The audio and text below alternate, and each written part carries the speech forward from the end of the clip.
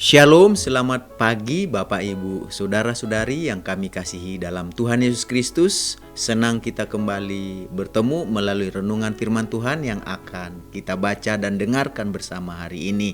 Damai sejahtera dari Tuhan Yesus, kasih-Nya, sukacitanya senantiasa melimpah dan menyertai kehidupan kita. Mari kita sama-sama bersatu di dalam doa.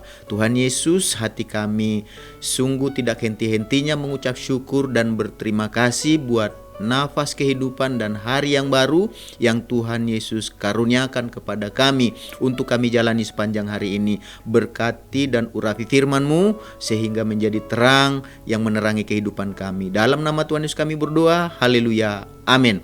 Renungan firman Tuhan yang akan kita baca dan dengarkan bersama hari ini tertulis dalam Kisah Para Rasul pasal 26 ayat 14-19. Demikian firman Tuhan. Kami semua rebah ke tanah dan aku mendengar suara yang mengatakan kepadaku dalam bahasa Ibrani, Saulus, Saulus, mengapa engkau menganiaya aku? Sukar bagimu menendang kegalah rangsang. Ayat 15, tetapi aku menjawab, siapa engkau Tuhan? Kata Tuhan, akulah Yesus yang kau aniaya itu. Tetapi sekarang bangunlah dan berdirilah, aku menampakkan diri kepadamu untuk menetapkan engkau menjadi pelayan dan saksi tentang segala sesuatu yang telah kau lihat daripadaku dan tentang apa yang kuperlihatkan kepadamu nanti.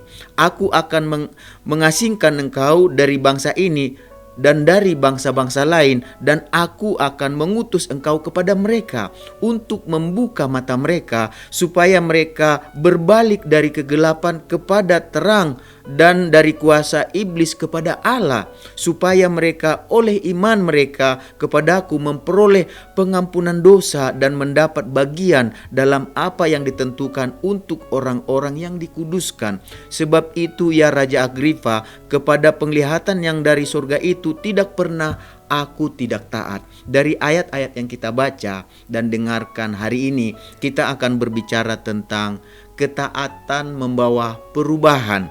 Ketaatan membawa perubahan berarti kepatuhan mendatangkan perbedaan, yaitu berubah, beralih, berganti menjadi sesuatu yang lain.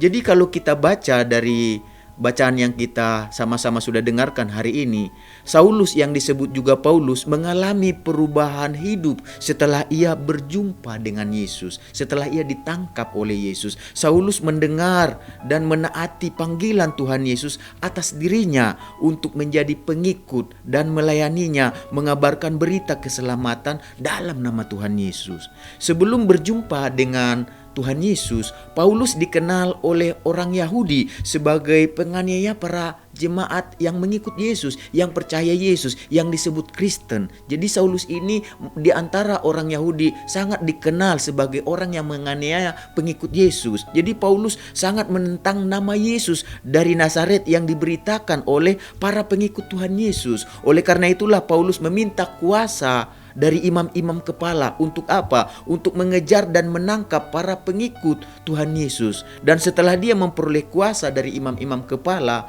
Paulus bukan hanya memasukkan banyak orang Kristen yang percaya kepada Yesus ke dalam penjara, tetapi ia juga setuju jika para pengikut Yesus ini, orang-orang Kristen ini, dia ini setuju kalau mereka ini dihukum mati. Bahkan dalam rumah-rumah ibadat kalau kita baca di Alkitab, Paulus sering menyiksa para pengikut Tuhan Yesus dan memaksa mereka untuk apa? Untuk menyangkal iman mereka kepada Yesus. Dan dalam amarah yang meluap-luap, Paulus mengejar para pengikut Tuhan Yesus sampai ke kota-kota asing di tempat lain, di kota-kota lain selain Yerusalem pada saat itu. Jadi pada saat ini kita perhatikan, tetapi pada saat ia melaksanakan tugas tersebut, dikatakan setelah Paulus ditangkap oleh Tuhan Yesus, dia berjumpa dengan Tuhan Yesus dan saat itu ia mengalami kuasa yang daripada Tuhan, mengalami perjumpaan dengan Tuhan. Dan pada saat itu kita melihat sebelum dia mengalami perjumpaan ini, dia sudah mendapat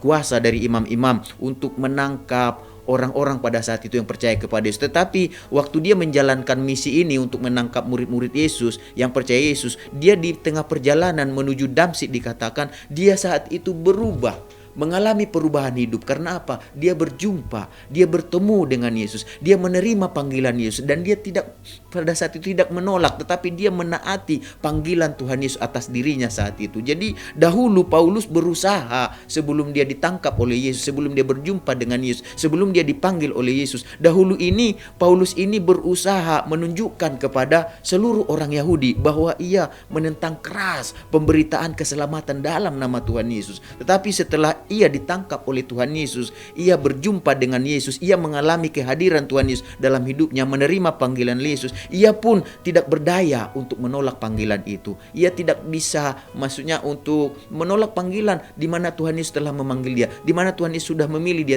Dia tidak berkuasa, dia tidak berdaya untuk menolak panggilan itu. Paulus menaati panggilan Tuhan Yesus atas kehidupannya. Untuk apa? Untuk memberitakan kabar kepada semua orang, untuk membuka mata semua orang, supaya semua orang berbalik dari kegelapan kepada terang, dari kuasa iblis kepada Allah, supaya semua orang oleh iman mereka percaya kepada Yesus, dan mereka yang percaya kepada Yesus ini oleh iman menerima pengampunan dalam Yesus, dan mendapat apa yang telah ditentukan, yang disiapkan bagi orang-orang yang sudah dikuduskannya, yaitu mereka yang percaya dan menerima Yesus sebagai Tuhan dan Juru Selamat. Itulah kesaksian yang disampaikan oleh pertobatan daripada Paulus, ya, itulah panggilan dia yang dia sampaikan pada saat itu kepada raja yang bernama Raja Agripa. Itulah pembelaannya di hadapan Raja Agripa.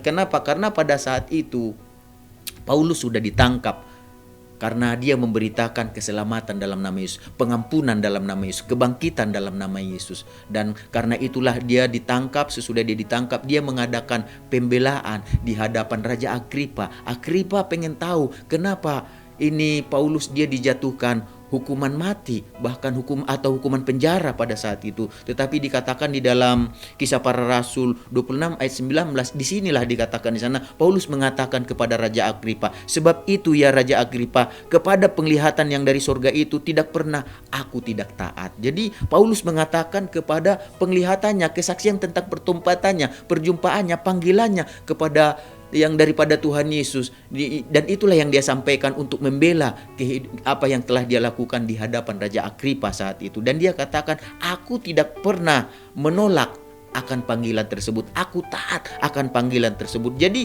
ketaatan telah mengubah kehidupan Paulus dari seorang penentang, garis keras lah kalau kita bilang, sangat menentang nama Tuhan Yesus ini. Dia yang tadinya menentang, tetapi ketika dia menerima panggilan, menerima jamahan, menghadirkan Yesus dalam kehidupannya, apa yang terjadi? Hidupnya berubah. Karena apa? Karena dia taat kepada panggilan tersebut. Jadi seorang yang tadinya yang menentang Tuhan Yesus menjadi seorang pengikut yang sangat setia menaati Tuhan Yesus dalam hidupnya. Apa yang menyebabkan Paulus bisa berubah sedemikian rupa, bertolak belakang dari yang keras menjadi lembut, dari yang tadinya ditakuti orang-orang Kristen sekarang didekati orang-orang Kristen, dari yang tadinya mengejar orang-orang Kristen sekarang dia dikejar karena dia mengikut Kristen. Jadi Bapak Ibu, saudara-saudari yang kami kasihi di dalam Tuhan Yesus Kristus, marilah kita belajar untuk menaati Tuhan Yesus, untuk menaati panggilan Tuhan Yesus, untuk menerima panggilan Tuhan Yesus melalui apa? Melalui taati